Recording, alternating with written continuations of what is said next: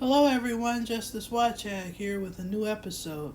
I'm covering or continuing covering Donna Adelson. She had a court appearance today in which she pled not guilty to the murder of Dan Markell, her ex son in law, and the father of her sunshines or grandsons. And she was also filing a motion. Her lawyer, who is in a criminal defense, she may be a criminal defense, but it's like white collar criminal defense, like medical stuff. That's the kind of work she's used to. She's not used to dealing with the jails, and as far as I could see, especially since she clearly didn't have street knowledge because of the way she was talking to the people that run the jail and the mental health piece. I can tell you she doesn't understand mental health because she wouldn't have done that mess that she pulled today. That Del Carzio or whatever her lawyer's name. And I'm not pumping Don Ailes, and any defendant should have a competent attorney and a competent defense. We don't just persecute people and throw them away. We look at evidence. This is the judicial system. This is justice.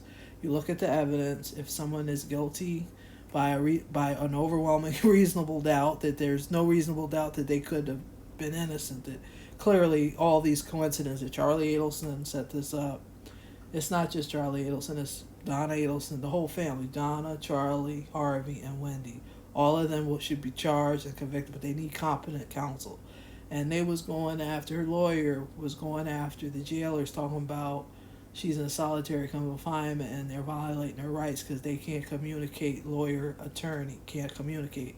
And that's not true, but let me tell you something. When you go somewhere in life, I'm telling it to you in a way that is not clinical. I'm not talking clinical. But if you go in life and you say, and I know the algorithm, I can't say certain words, so I'm self-censoring, CIDE.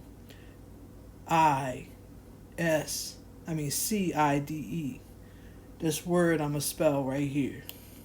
If you go somewhere and you saying this, I want you to know that when you get into place, when you're safe, who determines that? The psychiatrist and the staff and nurses and stuff to give their notes and reports and make their observations and tell that to the psychiatrist.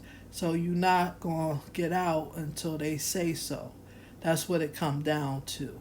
It's no arguing in court with a fancy lawyer and a whole lot of money, because what they don't want is for people to come and be in custody and that they're not doing anything to protect the inmate from hurting themselves with a rope or something sharp or whatever, or just doing something outrageous to cause some outrageous activity that leads to death. And the reason I'm saying this is that a real hardened criminal defense attorney on earth would have known better than to be fighting with them about solitary confinement. That's in my opinion. Now, I'm not speaking for everything, but I know how the system is. I know mental health.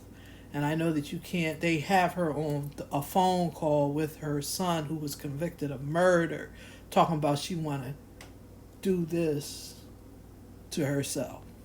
What it says right here.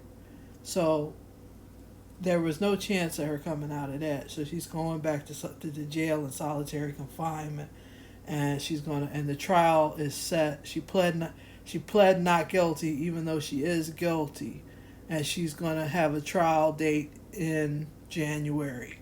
The next one on the list, see the list we got here is Charles Adelson, then we got Donna Sue Adelson. Next one is Wendi Adelson, then Harvey Adelson. In my opinion, I think Harvey Adelson will be charged as an accessory after the fact. I really do. I think they're going to go for every member of this family because it was such an outrage to have this criminal law professor killed in the midst of a custody dispute. It's almost like killing a police officer. It's like when they kill a police officer, it's like a strike at the state. This is sort of like that too, even though I know you're going to say he didn't work for the state, or maybe no, he did work for the state, but the system, where they get their prosecutors, where they get their defense attorneys, the educational establishment. He was part of that. Plus, he's a Harvard guy. It's a Harvard law. That's like the epitome of the educational establishment, Harvard educated, and you're an attorney, and you not only an attorney and a scholar, legal scholar, but a criminal defense scholar. He was big in that, giving talks and speeches and all that. This is not relevant. This is something else.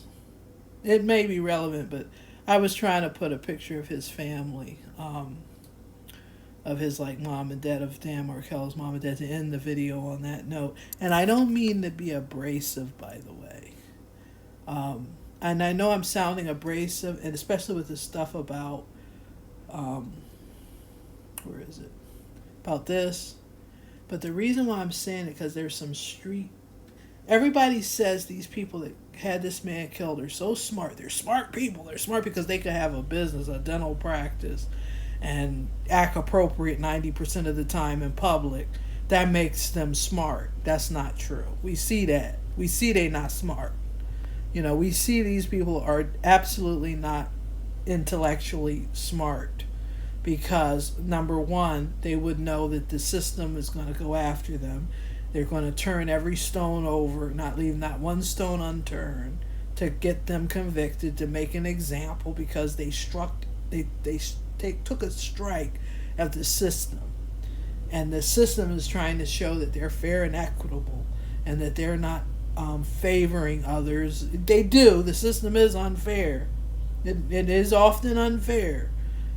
But they not saying they unfair. You know what I'm saying? The system isn't like, yeah, I'm unfair. I'm going to favor this group over that group, or these people because they got money over the poor people.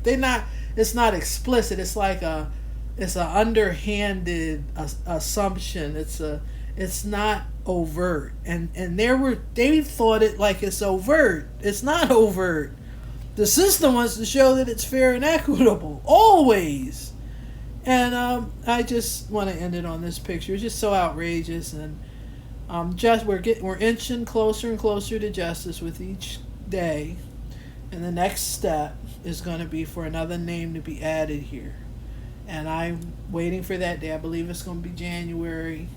I believe it's going to be before the trial, before Donna Adelson's trial, is Wendy's going to be getting arrested. I believe they're in the works now. They're monitoring the calls. They're monitoring the emails. They got somebody in Miami or wherever she at. She might have left and fled and went somewhere else to a friend for cover, because she's ostracized in that community. But I want to tell you, justice will be served. Have a good night, everyone.